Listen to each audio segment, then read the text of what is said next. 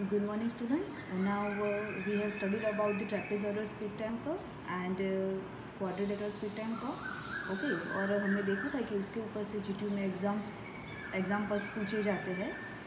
तो हम देखते हैं ट्रेपेजॉइडल और क्वाड्रिलेटरल स्पीड टाइम कर्व का यूज़ करके न्यूमेरिकल कैसे सॉल्व करने हैं। तो यहाँ पे आपको एक डेटा दिया गया है कि the speed time curve of a train consist of, first दिया हुआ है uniform acceleration of 6 kilometer per hour per second for 25 second. Second data दिया है free running for 10 minutes. Third दिया है uniform deceleration of 6 kilometer per hour per second to stop the train. And fourth दिया है stop of 5 minutes. तो हमें क्या find करना है? Find the distance between the stations, the average speed and the schedule speed, यानी कि हमें टोटल डिस्टेंस फाइंड आउट करना है। तो फर्स्ट ऑफ ऑल हम लोग क्या करेंगे? So we need to collect the data. सबसे पहले हम डेटा कलेक्ट करते हैं। तो सबसे पहले आपको दिया हुआ है यूनिफॉर्म एक्सेलरेशन, यानी इसको हम क्या बोलेंगे? अल्फ़ा। तो अल्फ़ा आपको कितना दिया हुआ है? 6 kilometer per hour per second. Okay, उसका टाइम क्या दिया है आपको? T1। ओके, यानी कि 425 सेकंड। तो यहाँ पे उसका टाइम दिया हुआ है आपको 25 सेकंड। अब देखिए हमारे पास T1 है, अल्फ़ा है, सो इसके ऊपर से हमें क्या मिलेगा? VM की वैल्यू मिल जाएगी।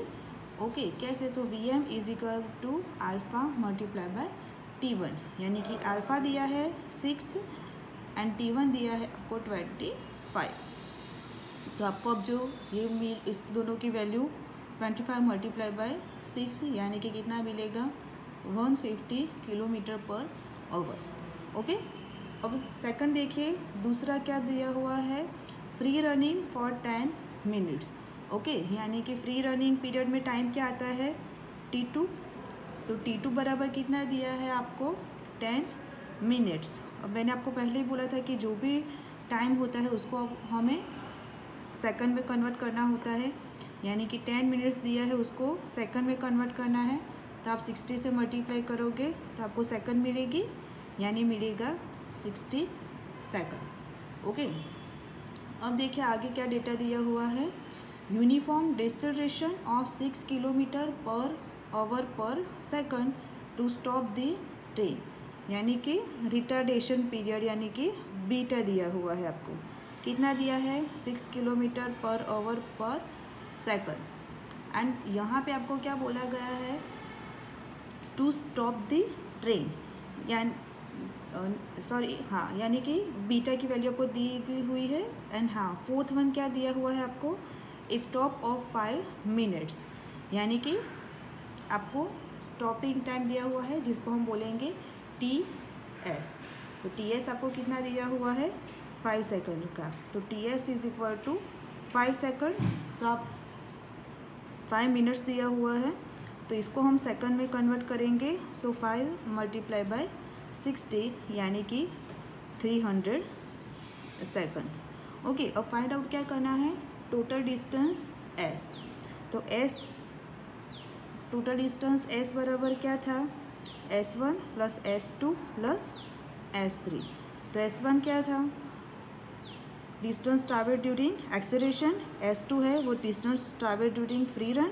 एंड S3 है distance travelled during braking period. So सबसे पहले हम क्या करेंगे? इंडिविजुअली तीनों को फाइंड आउट करेंगे और बाद में तीनों को मिलाएंगे, तब जाके हमें टोटल डिस्टेंस S मिलेगा। तो first of all find the value for S1। तो S1 के लिए इक्वेशन क्या है हमारे पास? 1/2 VM T1 multiply by T1 divided by 3600। Okay, तो यहाँ पे VM की वैल्यू हमने ऑलरेडी फाइंड आउट कर दी है। वो क्या है? 150 मल्टीप्लाई बाय T1 कितना है? 25 डिवाइडेड बाय 3600। ओके, तो यहाँ पे ये जो वैल्यू मिलेगी वो हमें कितनी मिलेगी? 25/48 किलोमीटर। अब सेकंड हम फाइंड करेंगे S2, यानी कि distance travelled during free run. तो फ्री रन के लिए हमारे पास इक्वेशन क्या था? VM T2 by 3600। तो VM कितना है हमारा? 150 T2 की वैल्यू कितनी है 600 डिवाइडेड बाय 3600, यानी कि उसकी वैल्यू कितनी आएगी 25 किलोमीटर। एंड थर्ड हम फाइंड आउट करेंगे S3। तो S3 की वैल्यू इक्वेशन क्या आएगा Vm T3 अपॉन 7200, यानी कि Vm यानी कि 150 मल्टीप्लाई बाय T3 हमने कितना फाइंड आउट किया था 20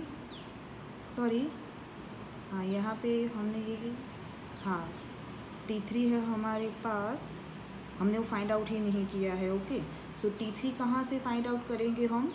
सो यहाँ पे देखिए आपके पास Vm की वैल्यू है एंड आपके पास बीटा की वैल्यू है, तो हमारे पास T3 बराबर कितना हो जाएगा Vm बाय बीटा, यानी कि Vm है 150 एंड आपका जो बीटा है वो दिया हुआ है 6। तो अगर आप इसको सॉल्व करोगे तो आपको मिलेगा 25 second. Okay, so 150 multiply by 25 divided by 7200, यानी इसकी वैल्यू भी कितनी मिलेगी 25/48 किलोमीटर।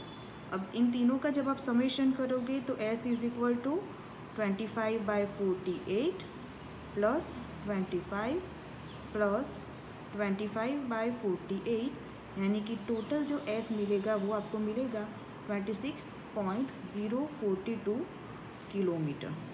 ओके, तो ये है आपका फर्स्ट आंसर। अब आपको फाइंड आउट करना है average speed and schedule speed. और एवरेज स्पीड की हमने डेफिनेशन देखी थी कि तो एवरेज स्पीड क्या होता है, so total distance divided by total time.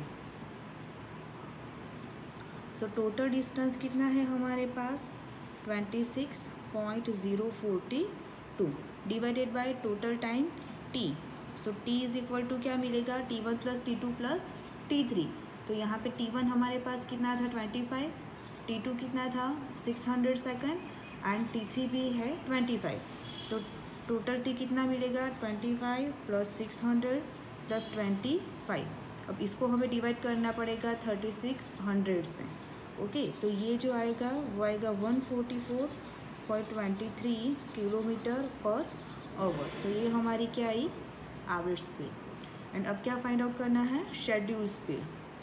तो शेड्यूल स्पीड जो होती है उसका हमने डेफिनेशन देखा था, तो क्या था, सो total distance divided by total time, यानी कि capital T plus stopping time यानी कि TS। ओके, तो यहाँ पे टोटल डिस्टेंस कितना मिला है हमें 26.042 डिवाइडेड बाय टोटल टाइम कितना मिला 25 plus 600 plus 25। Okay, plus stopping time. तो स्टॉपिंग टाइम हमें कितना दिया हुआ है 5 मिनट्स, यानी कि उसको सेकंड में कन्वर्ट करेंगे 5 मल्टीप्लाई बाय 60, और ये जो वैल्यू है उसको भी हम डिवाइड करेंगे 3600 से। तो यहाँ पे क्या मिलेगा हमें 26.042 मल्टीप्लाई बाय 3600 डिवाइडेड बाय ये कितना हो जाएगा 650 प्लस ये कितना आएगा 6 मल्टीप्लाई बाय 5 यानी 300।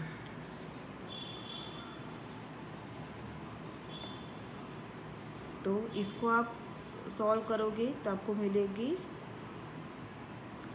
Schedule speed VS 98.68 kilometer per hour. Okay, so कोई भी न्यूमेरिकल है उसमें हमें क्या करना है, first of all we have to collect the data. सबसे पहले डेटा कलेक्ट करना है, उसके बाद जो अननोन्स जो फाइंड आउट करने को बोले हैं उसके इक्वेशन हमें याद करने हैं।